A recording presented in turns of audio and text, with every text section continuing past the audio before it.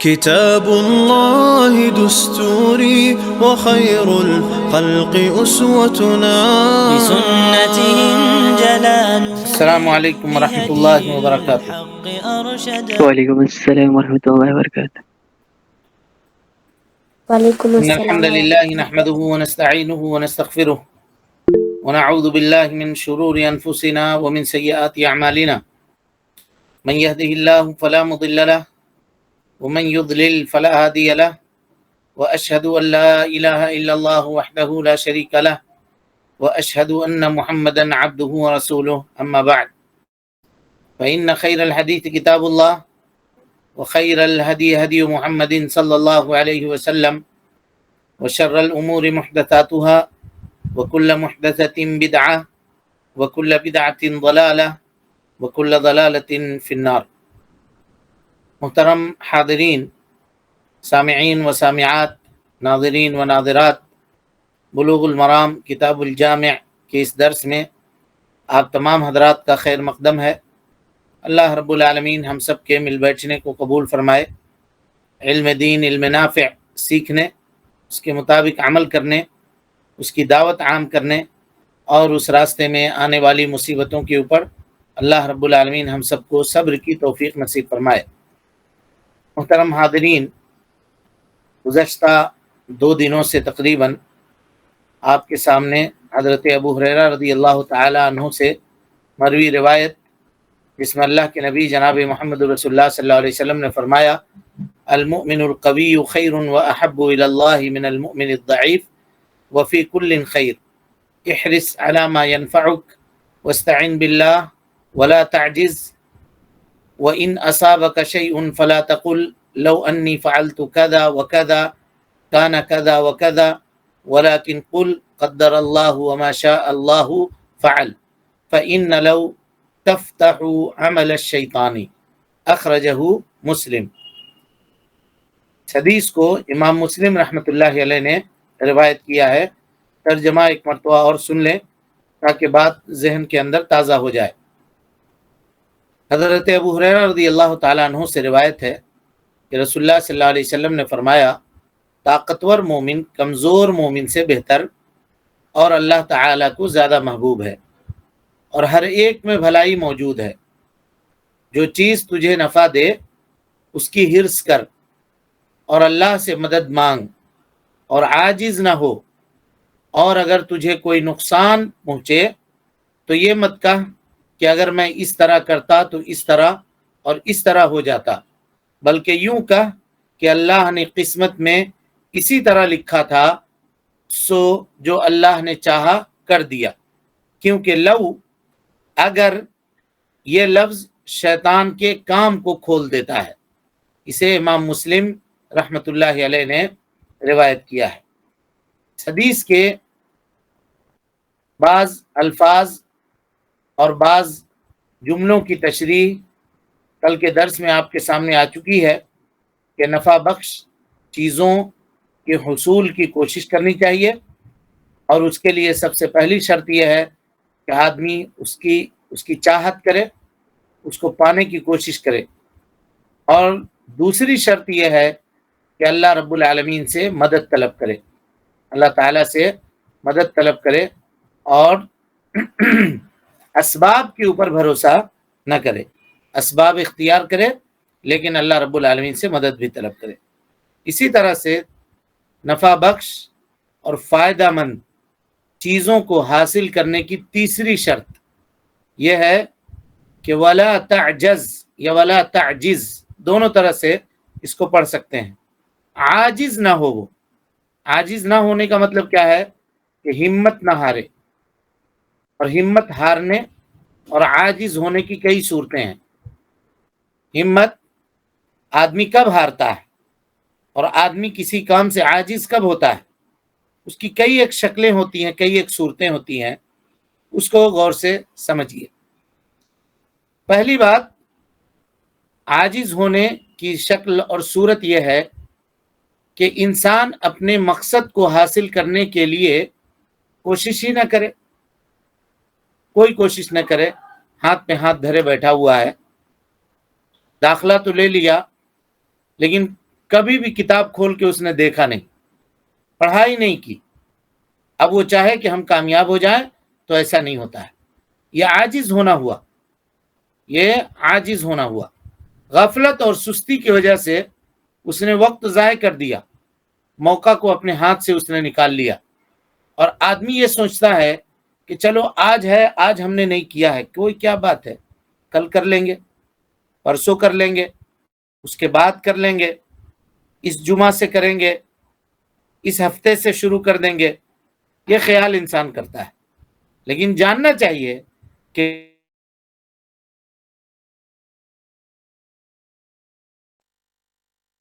برسوں پیچھے جانے کے اوپر مجبور کر دیتی ہے، برسوں پیچھے جانے کے اوپر مجبور کر دیتی ہے۔ لہذا انسان کبھی بھی سستی اور غفلت کا شکار ہو کر کے اپنے کاموں کو کل کے اوپر نہ ٹالے۔ یہ عاجز ہونے کے شکلوں میں سے ایک شکل ہے کہ آدمی غلطی کرتا ہے لمحے بھر کے لیے اور زندگی بھر کا پچھتاوا اس کو اپنے گھیرے میں لے لیتا ہے۔ شاعر کہتا ہے اس کا دشمن تھا محمل، ایک شاعر تھا، اس کا دشمن تھا محمل، اس کو پیچھا کر رہا تھا یہ اپنے دشمن کا، یہ شاعر۔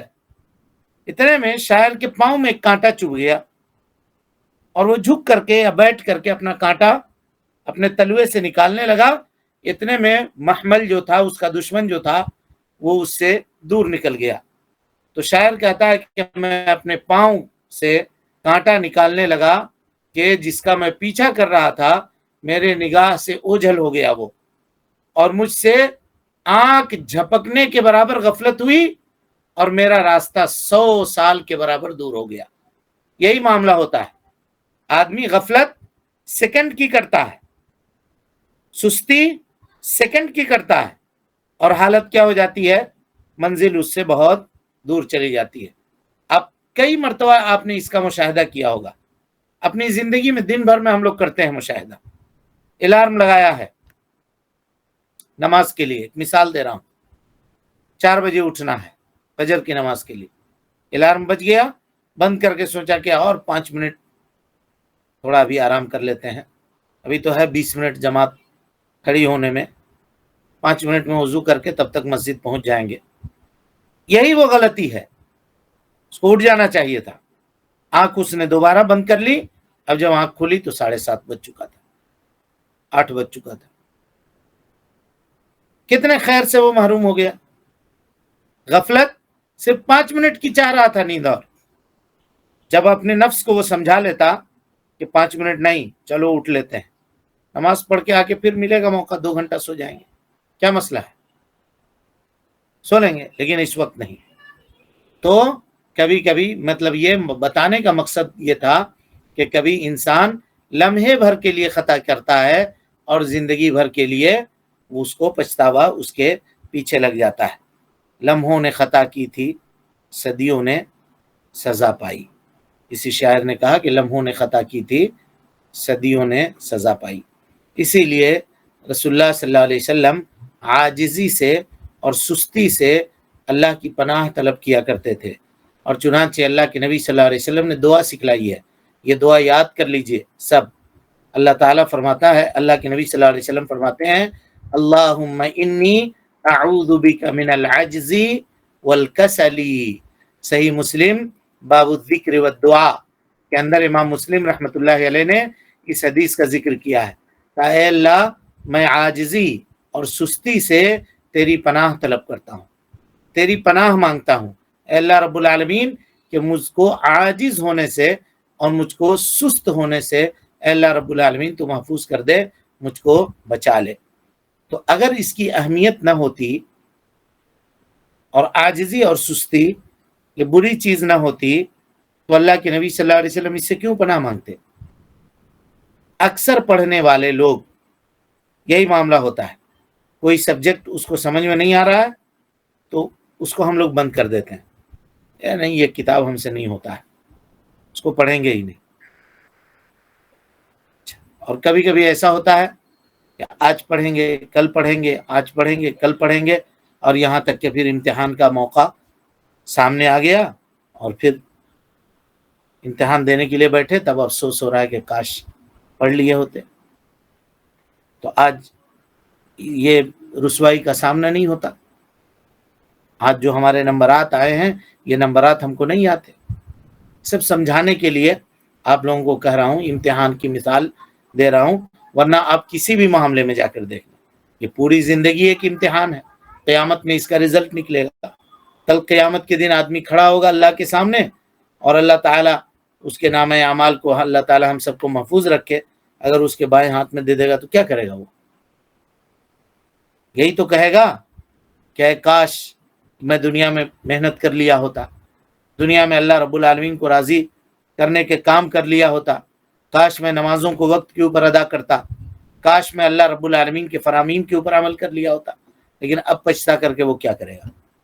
کچھ بھی نہیں کر سکتا ہے۔ لہذا سستی اور کاہلی انسان کو کبھی بھی نہیں کرنا چاہیے۔ ہمت ہارنے کی دوسری صورت یہ ہے کہ اگر اسباب مہیا نہ ہو سکیں تو نا امید ہو جائے۔ یہ بھی ہوتا ہے، اسباب نہیں ہے اس کے پاس، نا امید ہو گیا۔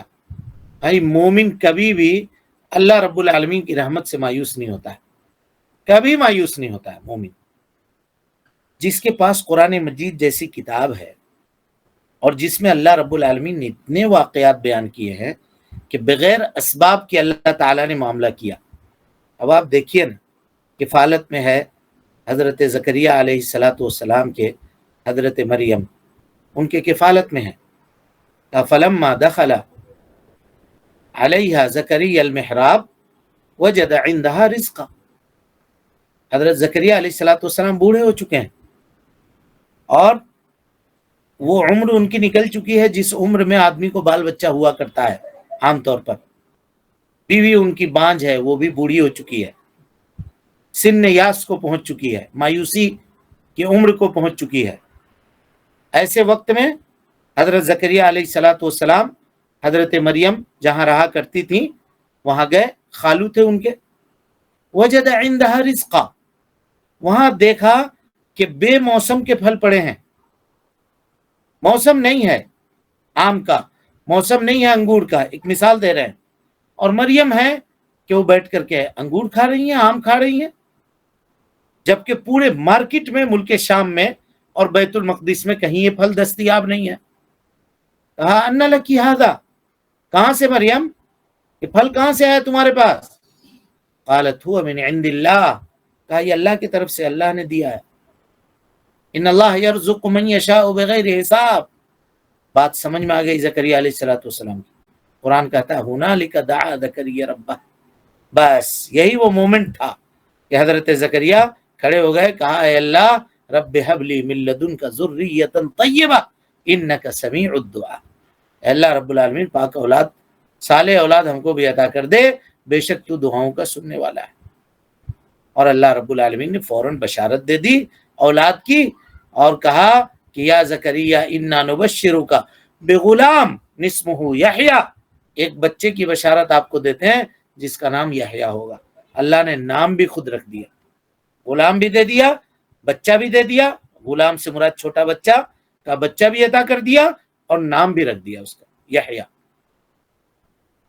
لم نجعل له من قبل سمیہ، کوئی نام ایسا نہیں تھا اس سے قبل جو نام حضرت یحییٰ علیہ السلام کا اللہ رب العالمین نے رکھا ہے۔ کہاں اسباب تھے، کہاں اسباب تھے؟ حضرت ابراہیم کی زندگی آپ اٹھا کر دیکھیں، کیا اسباب تھا؟ آگ کا کام ہے جلا دینا، قوم کے لوگ اکٹھا ہیں، جمع ہیں، ڈر کے مارے کوئی آگ کے سامنے جانے سے کترا رہا ہے کہ شعلے اس کے لپک رہے ہیں، کھینچ کے لے جائے گا اندر۔ یہ حالت تھی، منجنیق کے اوپر بٹھایا اور اس سے پھینکا۔ قلنا یا نار کونی بردا وسلاما علی ابراہیم، اے آگ تو ٹھنڈی ہو جا، سلامتی والی ہو جائے ابراہیم علیہ السلام۔ اور یہی معاملہ ہوا، خوشی خوشی وہاں سے حضرت ابراہیم علیہ السلام نکل گئے۔ تو جو اللہ رب العالمین یہ چیزیں کرنے پر قادر ہے تو اس کا معاملہ یہ ہے، ہم کیوں مایوس ہوں گے؟ ہم جس رب کے ماننے والے ہیں اس رب کا معاملہ یہ ہے، وہ کہتا ہے انما امرہ اذا اراد شیئا ان یقول له کن فیکون۔ اس کا معاملہ یہ ہے کہ جب وہ کسی چیز کے کرنے کا ارادہ کر لیتا ہے، ارادہ کرتا ہے تو کہتا ہے ہو جا، اور وہ چیز ہو جاتی ہے۔ اس سے مایوس ہوں گے؟ اسباب نہیں ہے تو کیا شریعت ہم نے پڑھی نہیں ہے؟ قرآن مجید کا علم ہم کو نہیں ہے؟ اب اٹھا کر دیکھیے قوم نوح کو کس نے غرق کیا، کس نے ڈبا دیا جی؟ بنی اسرائیل کتنے کمزور تھے، ان کے نگاہوں کے سامنے فرعون کی پولیس آتی تھی اور ماں کی گود سے بچے چھین کر لے جا کر اس کے سامنے قتل کر دیتی تھی۔ اس سے بڑی ذلت آسمان نے کبھی دیکھی ہوگی؟ ایسا زور آور بادشاہ دنیا نے نہیں دیکھا ہوگا، اتنا ظالم بادشاہ۔ اللہ تعالی نے کیا کیا اس کو؟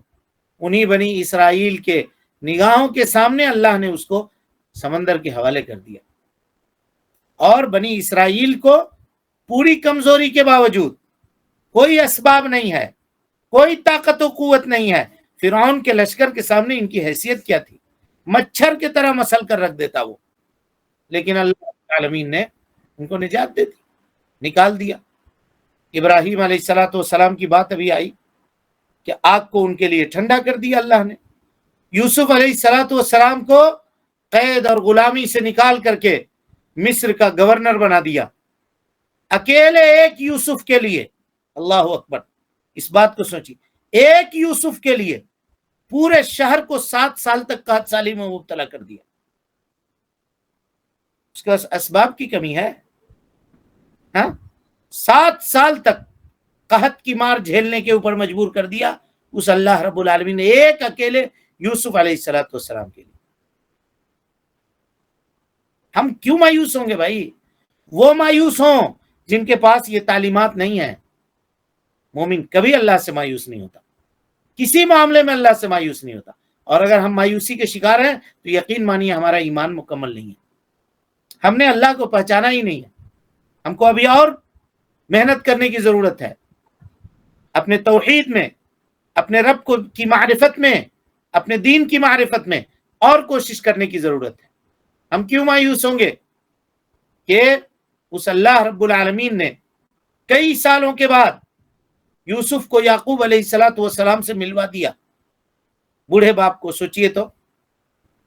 اور کیسا کیا بتاویں ہم آپ کے سامنے، یعنی کون کون سی معلومات کو ہم آپ کے سامنے رکھے ہیں بھائی؟ کوئی پڑھنے پڑھانے کی بات ہے یہ؟ ایک بوڑھا باپ ہے جو اپنے بیٹے سے محبت کرتا ہے، بھائیوں نے سازش کر کے لے جا کر کے ڈال دیا، سامنے کنواں تھا، یعقوب ڈھونڈتے رہے یہاں وہاں، بیٹا کہاں گیا پتہ نہیں چل رہا ہے۔ کنویں سے نکال کر کے لے جائے گئے، مصر میں ڈالے گئے، مصر کے گورنر بن گئے، اور اس کے بعد یہاں باپ کا عالم یہ ہے کہ روتے روتے آنکھوں کی یہ جو کالی پتلیاں نظر آ رہی ہیں یہ سفید ہو گئی، بینائی چھن گئی، اتنا آنسو بہایا بیٹے کے یاد میں کہ دیکھنے سے محروم ہو گئے، اب نظر نہیں آتا تھا یعقوب علیہ السلام کو۔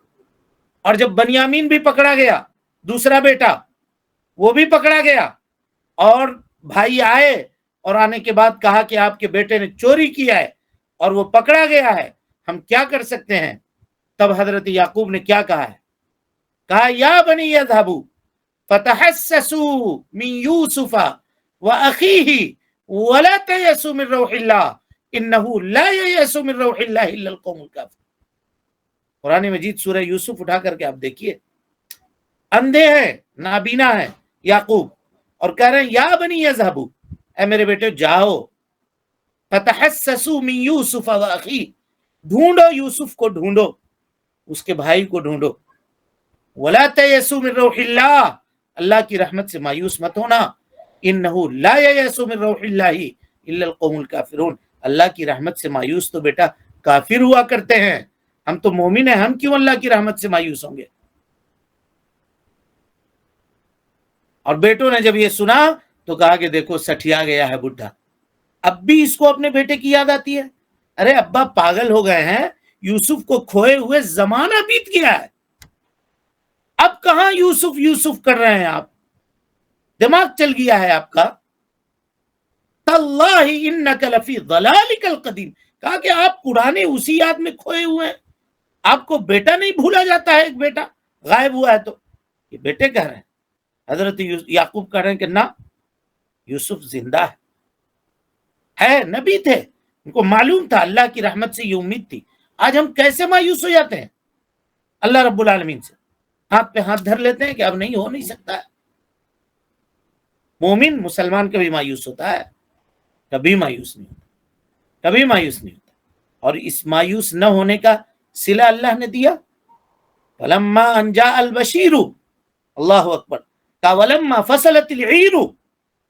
آج ہی جائیے اور ترجمے کے ساتھ سورہ یوسف کو پڑھ جائیے، تفسیر کے ساتھ پڑھ جائیے شروع سے لے کر کے آخر تک. یوسف نے کرتا اتارا اور کہا کہ یہ لو بھائی، جا کر کے ابا کے چہرے کے اوپر ڈال دینا. ابھی وہاں سے قافلہ چلا بھی نہیں تھا، ہزاروں کلومیٹر دور. کہاں مصر، کہاں ملک شام. یعقوب ملک شام میں ہے. ولما فصلت العیر، جب قافلہ مصر سے نکلا، چلنے لگا یعقوب کی طرف چہرہ کر کے، قال ابوہم، تو ادھر یعقوب نے کہا انی لاجد ریح یوسف، مجھ کو یوسف کی خوشبو آ رہی ہے. لولا ان تفندون، لیکن میں اگر کہوں گا تو پھر تم لوگ کہو گے کہ بوڑھا سٹھیا گیا ہے، پھر تم لوگ یہ کہو گے. لیکن میرا دل گواہی دیتا ہے کہ یہ خوشبو جو آ رہی ہے ہوا میں، یہ میرے بیٹے کی خوشبو ہے، یوسف کی خوشبو ہے. اور جب فلما ان جاء البشیر، قافلہ بشارت لے کر کے آیا اور قمیص اتار کر کے القاہ علی وجہ ابی یأتی بصیرا، ڈال دیا، یوسف کے، یعقوب کی آنکھوں کی بینائی لوٹ آئی. کہاں سبب ہے؟ بتائیے کس طرح سے اللہ رب العالمین نے یہ معاملات کیے. جس کے کتاب کے اندر یہ چیزیں لکھی ہوئی ہوں، جو اس چیز کے مالک ہوں، وہ اللہ سے کبھی مایوس ہو سکتا ہے؟ کبھی مایوس نہیں ہو سکتا ہے. ضرورت اس بات کی ہے کہ ان چیزوں کو ہم پڑھیں، ان کو ہم جانیں. ہم لوگ سمجھتے ہیں کہ کہانی ہے، قصہ ہے، افسانہ ہے. اللہ تعالیٰ نے بغیر کسی معاملے کے حضرت یعقوب علیہ السلام کے آنکھوں کے چراغ کو دوبارہ روشن کر دیا. یہ تو سابقہ انبیاء کے معاملات تھے. ہجرت کی رات کوئی آپ یاد کیجئے تو کیسی بھیانک رات ہوگی، وہ کتنی خطرناک رات ہوگی. ایک اکیلا آدمی ہے مکے میں، پورا قبیلہ، پورا خاندان، پورا ملک دشمن ہے. وقت کا فرعون ابو جہل میٹنگ کرتا ہے، لوگ جمع ہیں، دار الندوہ نام تھا، اکٹھا ہیں لوگ. کیا کرنا چاہیے؟ وَإِذْ يَمْكُرُ بِكَ الَّذِينَ كَفَرُوا، قرآن مجید نے کہا کہ اللہ کے نبی اس وقت کو یاد کیجئے تو جب کافروں نے مکر و فریب کیا تھا آپ کے اوپر. لِيُثْبِتُوكَ أَوْ يُخْرِجُوكَ أَوْ يَقْتُلُوكَ، آپ کو باقی رکھا جائے، آپ کو نکال دیا جائے، یا آپ کو قتل کر دیا جائے. یہ پلاننگ چل رہی تھی اور اللہ اپنی پلاننگ بنا رہا تھا. اللہ رب العالمین کی پلاننگ کے سامنے کسی کی پلاننگ چلنے والی ہے؟ فیصلہ ہوا، ہر قبیلے کا ایک آدمی آئے گا، مضبوط، طاقتور، تلوار میں سن چڑھائے ہوئے، دھار دیے ہوئے، اور کھڑے ہوگا دروازے کے اوپر، اور محمد صلی اللہ علیہ وسلم نکلیں گے اور سب ایک بار ہو کر کے وار کر دینا، تاکہ بنو ہاشم کے لوگ اپنے اس بیٹے کے خون کا بدلہ لینے کے اوپر قادر نہ ہو سکے. فیصلہ ہو گیا، لوگ آ کر کے کھڑے ہو گئے دروازے کے اوپر. کون ہے جس نے اللہ کے نبی صلی اللہ علیہ وسلم کو صحیح سالم وہاں سے نکال دیا؟ جو نبی کو نکالنے کے اوپر قادر ہے، کیا ہم کو ہماری مصیبتوں سے نجات دینے پر قادر نہیں ہے؟ کیا اللہ اس وقت کا مضبوط تھا والعیاذ باللہ، اور ابھی اس کی طاقت کمزور پڑ گئی ہے کیا؟ کیوں مایوسی ہے؟ کیوں سستی ہے؟ کیوں عاجزی ہے؟ اس لیے ہے کہ ہم ایمان میں کمزور پڑ گئے، ہم عملوں میں کمزور پڑ گئے، ہم اللہ کے ہو نہ سکے، ہم دنیا کے ہو کر رہ گئے، دنیا داری ہمارا مقدر بن گئی. اس لیے اللہ تعالیٰ نے ہم کو قعر ذلت کے اندر لے جا کر کے پھینک دیا، در در کی ٹھوکریں کھانے کے اوپر مجبور کر دیا. سب قوم کے لوگ، قبیلے کے لوگ دروازے پر کھڑے ہیں، اللہ رب العالمین نے اپنے نبی کو بحفاظت وہاں سے نکال دیا، نکل کے چلے گئے، غار ثور میں جا کر کے پناہ لیتے ہیں۔ اللہ اکبر، اب سوچئے تو غار ثور کے منہ پر آ کر کے دشمن کھڑا ہے۔ حضرت ابوبکر صدیق کہہ رہے ہیں کہ اللہ کے نبی، ان میں سے کوئی آدمی اگر اپنے پاؤں کی طرف دیکھے گا تو دیکھ لے گا ہم کو۔ کون سی طاقت تھی جی کہ کسی کو یہ نہیں سوجھی کہ ہم پاؤں کی طرف دیکھ لیں ایک مرتبہ؟ کون سی طاقت تھی؟ یہ سب مانتے ہیں یا یہ سب کو کہانی سمجھتے ہیں، قصہ سمجھتے ہیں؟ پورا مکہ تہس نہس پڑا ہے، بھاگ دوڑ مچی ہوئی ہے، 100 اونٹ پانے کی امید ہے، 100 اونٹ انعام ملے گا زندہ یا مردہ پکڑ کر لانے کے اوپر۔ ہر فن کا آدمی اپنے فن کا کرتب دکھانے کے اوپر مجبور ہے، آج انعام ہم لیں گے، آج انعام ہم لیں گے، یہ دوڑ لگی ہوئی ہے۔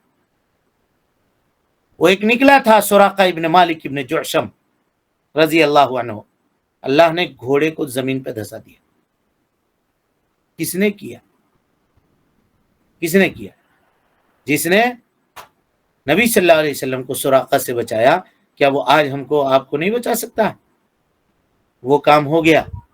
بدر میں 1000 کے لوگ، لشکر والے، ساز و سامان والے، ہتھیار بند لوگ آئے، ادھر بیماری کے ستائے ہوئے غریب الوطن لوگ، میدان جنگ میں ہمتیں لڑتی ہیں، شکست خوردہ سپاہی کے ہاتھ میں تلوار نہیں دی جاتی، اب سب کو معلوم ہے، غموں سے چور ہیں صحابہ کرام، کسی کی بیوی مکے میں ہے، وہ آ کے یہاں ہے، حضرت ام سلمہ۔ کیا ایک واقعہ آپ صرف اٹھا کر کے لے لیجئے، ابو سلمہ، ام سلمہ، ایک 3 سال کی بچی سلمہ، نکل رہے ہیں ہجرت کے لیے۔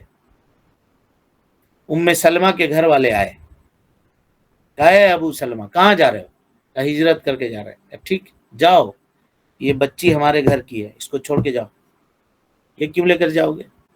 ارے ہماری بیوی ہے، تھی، ہم لے کر جانے نہیں دیں گے، چھوڑو۔ اب 3 سال کی بچی کو کہاں لے کر جائیں گے ابو سلمہ؟ کہا ٹھیک ہے، بچی بھی رکھو، بیوی کو رکھا۔ 3 آدمی کا گھر ہے جی، میاں بیوی ایک بیٹی، میاں بیوی ہے، ایک بیٹی ہے، 3 سال کی بیٹی۔ ام سلمہ کو اس کے گھر والے لے گئے، ابو سلمہ کے سسرال والے۔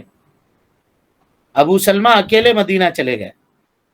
کچھ دن، 1-2 مہینے کے بعد ابو سلمہ کے گھر والوں کو خیال آیا کہ ہماری بچی ہے، وہ وہاں کیوں رہے گی ام سلمہ کے یہاں؟ گئے اس سے اور کہا کہ یہ تو میرے بھائی کی بیٹی ہے، لاؤ بیٹی ہمارے حوالے کرو، تمہاری تھوڑی ہے، وہ میری ہے۔ ابو سلمہ کے گھر والے بچی کو لے کر چلے گئے۔ اب سوچئے تو کیا دل میں بیتتا ہوگا؟ باپ وہاں مدینے میں ہے، ماں یہاں مکے میں ہے دوسرے گھر میں، 3 سال کی بچی ایک دوسرے گھر میں، کسی سے کوئی کنیکشن نہیں، کوئی تعلقات نہیں۔ یہ حالات بنے ہوئے ہیں۔ ایسے غم خوردہ لوگ میدان جنگ میں تلوار چلاتے؟ بولیے، کسی کا صہیب ابن سنان رومی رضی اللہ عنہ نکلنے لگے مکہ سے، مکہ کے نہیں تھے اصلاً، روم سے آ کر کے بسے ہوئے تھے، اسی لیے صہیب رومی کہتے ہیں۔ کامیاب تاجر تھے، خوب کماتے تھے، مال دولت سب کو سمیٹا، اونٹ کے اوپر لاد دیا، لے کر نکلنے لگے۔ اور مکہ کے سرداروں کو پتا چلا صہیب رومی جا رہے ہیں، بلایا کہاں جا رہے ہو؟ کہا ہجرت کر رہے ہیں بھائی، جا رہے ہیں۔ ٹھیک، جاؤ، یہ مال چھوڑ کے جاؤ۔ کہا کیوں؟ مال تو میرا ہے۔ کہا تمہارا نہیں ہے، مکے میں کمائے ہو۔ ارے بھائی، ہم آپ کے بازار میں آ کے کمائیں گے تو کیا آپ کا مال ہوگا؟ میرا مال ہوگا۔ کیسا ظلم ہے، کیسا ظلم ہے؟ کہا ٹھیک ہے، مال چاہیے نا، لو، لے لو، پورا مال لے لو، ہمارے اوپر تمہارا اختیار نہیں، ہم کو چھوڑو۔ اکیلے گئے، ادھر یہاں سے نکلے، ادھر قرآن کی آیت نازل ہوئی، وَمِنَ النَّاسِ مَن يَشْرِي نَفْسُهُ ابْتِغَاءَ مَرْضَاتِ اللَّهِ وَاللَّهُ رَءُوفٌ بِالْعِبَادِ۔ اللہ کے نبی صلی اللہ علیہ وسلم صحابہ میں بعض لوگ ایسے ہیں جنہوں نے اللہ کی رضامندی کی خاطر اپنے آپ کو بیچ ڈالا، اپنے آپ کو بیچ ڈالا۔ نبی صلی اللہ علیہ وسلم مدینے میں انتظار کر رہے تھے، دیکھا صہیب رومی آئے، کہا ربیح البیع ابا یحییٰ، ابو یحییٰ تمہاری تجارت کامیاب ہو گئی، اللہ نے تمہاری تعریف میں آیت کریمہ نازل کر دی ہے۔ یہ ہجرت تھا، اور ٹھیک اس کے 1 سال کے بعد نبی صلی اللہ علیہ وسلم نے صحابہ کو میدان جنگ میں اتارا تھا۔ کفار پوری منوبل کے ساتھ اور پوری قوت کے ساتھ، پوری طاقت کے ساتھ اتری تھی۔ کون سی طاقت تھی جو بغیر اسباب کے میدان جنگ میں 1000 کے لشکر کو 313 کے سامنے شکست دے دیا، میدان چھوڑ کے بھاگنے کے اوپر مجبور ہو گئے، 70 لوگ مارے گئے اور 70 لوگ قیدی بنا کر کے مدینہ منورہ پکڑ کر کے لائے گئے۔ یہ سب پڑھنے پڑھانے کی بات ہے خالی، کیا یہ عمل کرنے کی بات نہیں ہے؟ جو ان چیزوں کو جاننے والا، ان کے اوپر ایمان رکھنے والا ہوگا، وہ کبھی اللہ رب العالمین سے مایوس ہوگا؟ خندق کے لڑائی کو آپ اٹھا کر کے دیکھیے، اللہ نے ہوا بھیج کر کے کفار کے لشکروں کو بھگا دیا۔ غیبی اسباب کے ذریعے اللہ رب العالمین کی نصرت اور مدد کی یہ چند مثالیں ہیں جو ہم نے آپ کے سامنے رکھی ہیں، ورنہ کتاب و سنت کے ذخیرے آپ اٹھا کر کے دیکھ لیں تو بے شمار مثالیں ایسی ملتی ہیں جس امت کے ہمت کو بندھانے کے لیے اور جس امت کو موٹیویٹ کرنے کے لیے قرآن مجید کی یہ آیتیں اور حدیث کریمہ کہ یہ سنہرے اوراق اور ابواب موجود ہوں، اس کے نوجوان آج بے ہمتی کے شکار ہو جائیں، اور اس کے نوجوان آج سستی کے شکار ہو جائیں، کاہلی کے شکار ہو جائیں، عاجزی کے شکار ہو جائیں۔ اس کا مطلب یہ ہے کہ ہم لوگوں نے ہمارے اوپر جو ذمہ داری تھی اس ذمہ داری کو ادا نہیں کیا، اور اس کا اعتراف کرنے میں انسان کو ذرہ برابر بھی کبھی بھی کوئی کوتاہی نہیں ہونی چاہیے یا کبھی خراب نہیں لگنی چاہیے۔ ہم نے کام نہیں کیا، اگر ہم کام کیے ہوتے اور اللہ کے پیغام کو اور اللہ کے دین کو لوگوں تک پہنچائے ہوتے تو آج یہ معاملہ نہیں ہوتا جو معاملہ ہمارے نگاہوں کے سامنے ہے۔ اللہ تعالیٰ سے دعا ہے کہ رب العالمین ہم سب کو حسن عمل کی توفیق دے، ہم سب کی اصلاح فرمائے، نیکیوں کو قبول کرے، سیئات سے درگزر فرمائے، جب تک زندہ رکھے دین اسلام پہ زندہ رکھے، اور جب اٹھائے ایمان پہ اٹھائے۔ آمین واخر دعوانا ان الحمدللہ رب العالمین۔ آمین یا رب العالمین۔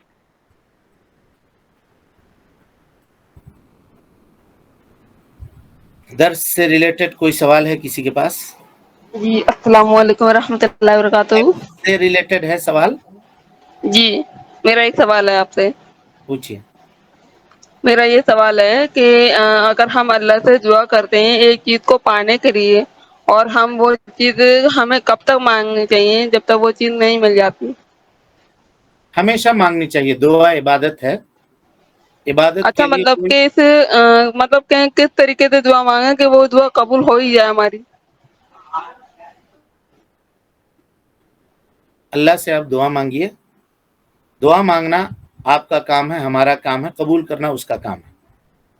تب رہی بات کہ ان اوقات کو غنیمت جانیے جس میں دعائیں قبول ہوتی ہیں، جیسے اذان اور اقامت کے درمیان، اسی طریقے سے رات کی 1/3 رات کو اٹھ کر کے، رات کا جب 2 حصہ گزر جائے آخری حصہ باقی رہے تو اس وقت اٹھ کر کے دعا کیجیے، تہجد میں دعا مانگیے، اسی طریقے سے جمعہ کے دن عصر کے بعد سے لے کر کے مغرب کے درمیان کا جو وقت ہے اس وقت دعا کیجیے، بارش کے وقت دعا کیجیے، یہ سب دعاؤں کے قبولیت کے اوقات ہیں، اس وقت دعا کیجیے اور صدق دل سے دعا کیجیے۔ جی، اور قبولیت دعا کے اسباب پڑھائے ہیں نا جی ہم؟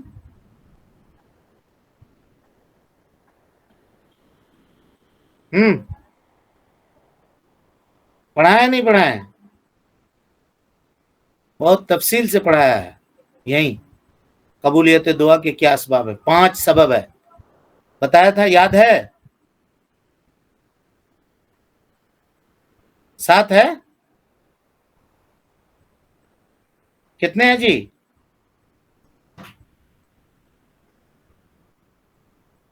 بہرحال اس کو دیکھ لیجئے، وہاں پہ باتیں آ جائیں گی تفصیل سے. اور کوئی سوال ہے کسی کے پاس درس سے متعلق؟ درس سمجھ میں آ رہا ہے؟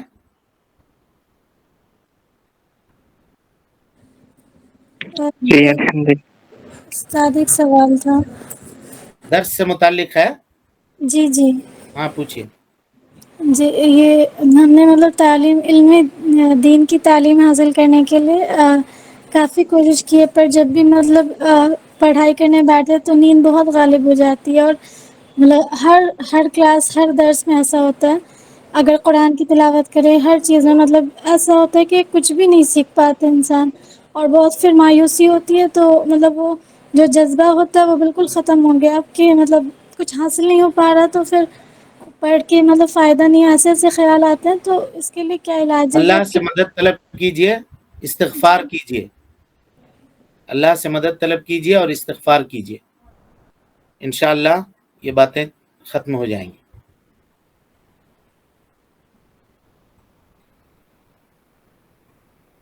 اور کوئی سوال ہے؟ ٹھیک ہے، پھر السلام علیکم ورحمۃ اللہ وبرکاتہ. دستوري وخير الخلق أسوتنا بسنتهم جلا نوري لهدي الحق أرشدنا.